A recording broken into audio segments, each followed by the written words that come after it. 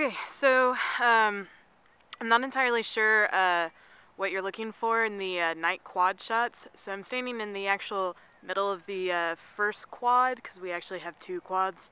This is the main quad. This is what everyone thinks of as the Shriner quad. I'm actually standing facing towards Weir.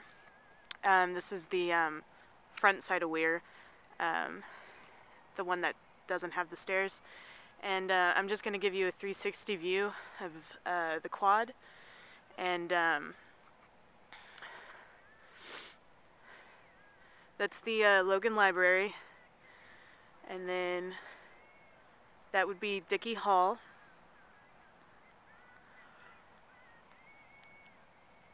And then that two little pinpricks of light would be AC Shriner. Right there.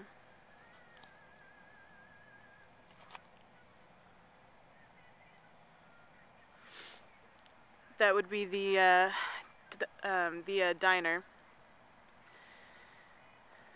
The business and administrations. And then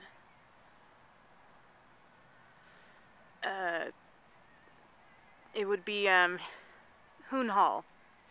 So, and that's what the quad looks like at night when we come back to Weir.